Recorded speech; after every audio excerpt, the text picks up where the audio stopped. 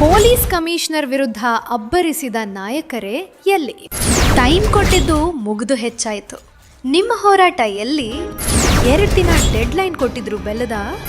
ಅವರನ್ನ ಯಾರನ್ನೂ ಇಟ್ಕೊಳ್ಳಂಗಿಲ್ಲ ಅಂದಿದ್ರು ಅಬ್ಬಯ್ಯ. ಪೊಲೀಸ್ ವ್ಯವಸ್ಥೆ ಹಾಳಾಗಿದೆ ಅಂದಿದ್ರು ಜೋಶಿ. ಹೌದು, ಧಾರವಾಡದಲ್ಲಿ ನಡೆದ ವಿದ್ಯಾರ್ಥಿ ಸುಸೈಡ್ ಪ್ರಕರಣ ಸೇರಿದಂತೆ ಹಲವು ವಿಚಾರಗಳನ್ನು ಇಟ್ಟುಕೊಂಡು ವಿಪಕ್ಷ ನಾಯಕ ಅರವಿಂದ ಬೆಲ್ಲದ ಸೇರಿದಂತೆ ಹಲವು ನಾಯಕರು ಪೊಲೀಸ್ ಕಮಿಷನರ್ ವಿರುದ್ಧ ಗಂಭೀರ ಆರೋಪ ಮಾಡುವ ಜೊತೆಗೆ ಕಮಿಷನರ್ ಮೇಲೆ ಕ್ರಮಕ್ಕೆ 2 ದಿನ ಗಡುವು ನೀಡಿದ್ದವರು 10 ದಿನ ಕಳೆದರೂ ಗಪ್ಚುಪ್ ಆದರ. ನಮ್ಮ ಧಾರವಾಡದಲ್ಲಿ ಆದಿತ್ಯ ಮ್ಯಾಗೇರಿ ಅನ್ನುವಂಥ ಹುಡುಗ ಮತ್ತು ಅವರ ಮಿತ್ರರನ್ನು ಬಂಧಿಸುವಂಥ ಕೆಲಸ ಪೊಲೀಸ್ ಇಲಾಖೆಯವರು ಮಾಡಿದರು. ಅದ್ರ ಮೇಲೆ ಅವರಲ್ಲಿ ಡ್ರಗ್ ಯಾರಾದರೂ ಸೇವನೆ ಮಾಡಿದಾರಂತೆ ಟೆಸ್ಟ್ ಮಾಡಿದಾಗ ಡ್ರಗ್ ಸೇವನೆ ಮಾಡಿಲ್ಲ ಅಂತೇಳಿ ಗೊತ್ತಾದ ಹುಡುಗರ ಮೇಲೆ ಕೂಡ ಅವ್ರನ್ನ ಹಿಡಿದು ಹೆದರಿಸಿ ಅವ್ರ ಕಡೆಯಿಂದ ರೊಕ್ಕ ಕೇಳುವಂಥ ಪ್ರಯತ್ನ ಪೊಲೀಸ್ ಇಲಾಖೆಯವರು ಮಾಡಿದ್ದಾರೆ.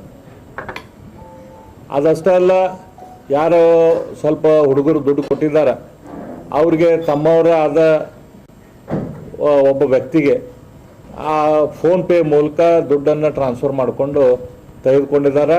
ಅವ್ರ ಮೂಲಕ ಪೊಲೀಸ್ ಇಲಾಖೆಯವರು ಆ ದುಡ್ಡನ್ನು ತೆಗೆದುಕೊಳ್ಳುವಂಥ ಕೆಲಸ ಮಾಡ್ತಾ ಇದ್ದಾರೆ. ಸೊ ಈ ಒಂದು ಮನೆಯಲ್ಲಿ, ಯಾರ್ದೋ ಒಂದು ಮನೆಯಲ್ಲಿ ಪಾತ್ರೆ ತಿಕ್ಕುವಂಥ, ಬಾಂಡೆ ತಿಕ್ಕುವಂಥ ಕೆಲಸ ಮಾಡುವಂಥ ಒಬ್ಬ ತಾಯಿಗೆ, ದಿಕ್ಕಿಲ್ದಂಥ ತಾಯಿಗೆ 2 ಮಕ್ಕಳು, ಒಬ್ಬ ಮಗ ಒಬ್ಬ ಮಗಳು. ಈ ಮಗನನ್ನು ಕೂಡ ಹಿಡಿದು ಅವಂಗೆ ಹೆದರಿಸಿದಾಗ ಅವಂಗೆ 2,000 ರೂಪಾಯಿ ಆದರೂ ಕನಿಷ್ಠ ನೀವು ಕೊಡಬೇಕು ಅನ್ನುವಂಥ ಬೆದರಿಕೆ ಹಾಕಿದ್ದಾರೆ. ಮೊದಲು 10,000 ಕೇಳಿದ್ದಾರೆ, ಆಮೇಲೆ 2,000 ರೂಪಾಯಿ ಆದರೂ ಕೊಡ್ಬೇಕಂತ ಕೇಳಿದ್ದಾರೆ. ಆ ಹುಡುಗ ಹೋಗಿ ತನ್ನ ತಾಯಿ ಹತ್ತಿರ ಗೋಳನ್ನು ಕೂಡ ಹೇಳ್ಕೊಂಡಿದ್ದಾನೆ. ಆದರೆ 2,000 ರೂಪಾಯಿ ನಿನಗೆ ಕೊಡಲಿಲ್ಲ ಅಂತಂದರೆ ಈ ಕೇಸ್ ಅಲ್ಲದೆ ಬೇರೆ ಕೇಸಲ್ಲಿ ನೀನು ಬುಕ್ ಮಾಡ್ತೀವಿ, ನಿನಗೆ ಅಂಥೇಳಿ ಪೊಲೀಸರು ಒತ್ತಾಯ ಮಾಡಿ.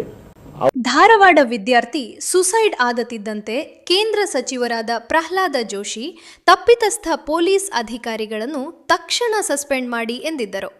ಅವರ ಹೇಳಿಕೆ ನಂತರ ವಿಪಕ್ಷ ನಾಯಕ ಅರವಿಂದ ಬೆಲ್ಲದ ರಕ್ಷತರೇ ಭಕ್ಷಕರಾಗಿದ್ದಾರೆ, ಪೊಲೀಸ್ ಕಮಿಷನರ್ ಸೇರಿದಂತೆ ಹಲವು ತಪ್ಪಿತಸ್ಥ ಅಧಿಕಾರಿಗಳ ಮೇಲೆ 2 ದಿನದಲ್ಲಿ ಕ್ರಮ ಆಗಬೇಕು ಅಂತ ಸರಕಾರವನ್ನ ಒತ್ತಾಯಿಸಿದರು. ಆಮೇಲೆ ನಿಗಮ ಮಂಡಳಿ ಅಧ್ಯಕ್ಷ ಶಾಸಕ ಪ್ರಸಾದ್ ಅಬ್ಬಯ್ಯ, ಇಂತಹ ಅಧಿಕಾರಿಗಳನ್ನ ಯಾರನ್ನೂ ಇಟ್ಕೊಳ್ಳಂಗಿಲ್ಲ, ಈಗಾಗಲೇ ಹೋಮ್ ಮಿನಿಸ್ಟರ್ಗೆ ಮಾತನಾಡಿದ್ದೇನೆ, 2 ದಿನದಲ್ಲಿ ಮುಖ್ಯಮಂತ್ರಿಗಳಿಗೂ ಮಾತನಾಡ್ತೇನೆ ಅಂತ ಹೇಳಿದ್ರು. ಪೊಲೀಸ್ ಕಮಿಷನರ್ ವಿರುದ್ಧ ಪಕ್ಷಾತೀತವಾಗಿ ಧ್ವನಿ ಎತ್ತಿದ್ದ ಈ 3 ನಾಯಕರು 10 ದಿನ ಕಳೆದರೂ ಮೂಕರಾದರೂ ಯಾಕೆ ಅನ್ನೋ ಮಾತುಗಳು ಕೇಳಿ ಬರ್ತಿವೆ. ಘಟನೆ ನಡೆದ ಸಂದರ್ಭದಲ್ಲಿ ಅಬ್ಬರಿಸಿದ ನಾಯಕರೇ, ನಿಮ್ಮ ಆ ಮಾತುಗಳು ಎಲ್ಲಿ ಹೋದವು ಅಂತ ಜನರು ಕೇಳುವ ಮೊದಲೇ ನಿಮ್ಮ ಹೋರಾಟ ಮುಂದುವರಿಯಲಿ. ಉದಯ ವಾರ್ತೆ, ಹುಬ್ಬಳ್ಳಿ. ಹೊಣೆಗಾರಿಕೆ ಪೊಲೀಸ್ ಇಲಾಖೆದ್ದು ಆಗಿದೆ. ಪೊಲೀಸ್ ಇಲಾಖೆ ಕೆಲವು ಕಾನ್ಸ್ಟೇಬಲ್ಗಳನ್ನು ಸಸ್ಪೆಂಡ್ ಮಾಡಿದರೆ ಇದಕ್ಕೆ ಸೊಲ್ಯೂಷನ್ ಅಲ್ಲ. ಇದಕ್ಕೆ ರೂಟ್ ಕಾಸ್ ಏನು? ಹುಬ್ಬಳ್ಳಿ ಧಾರವಾಡದಲ್ಲಿ ಇವತ್ತು ಕಳೆದ 2-3 ವರ್ಷಗಳಿಂದ ಇಷ್ಟು ದೊಡ್ಡ ಪ್ರಮಾಣದಲ್ಲಿ ಕಾನೂನು ವ್ಯವಸ್ಥೆ ಕುಸಿಲಿಕ್ಕೆ ಕಾರಣೀಭೂತ ಏನಾಗಿದೆ?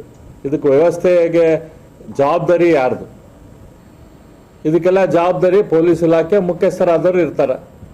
ಆದರೆ ಇಲ್ಲೇ ಅದನ್ನು ಬಿಟ್ಟು ಐತಲ್ಲ, ಯಾರೊಬ್ಬರು ಕೆಳಗಿನ ಕಾನ್ಸ್ಟೇಬಲ್ಗಳನ್ನು ಸಸ್ಪೆಂಡ್ ಮಾಡಿದರೆ ಇದಕ್ಕೆ ಸೊಲ್ಯೂಷನ್ ಆಗೋದಿಲ್ಲ.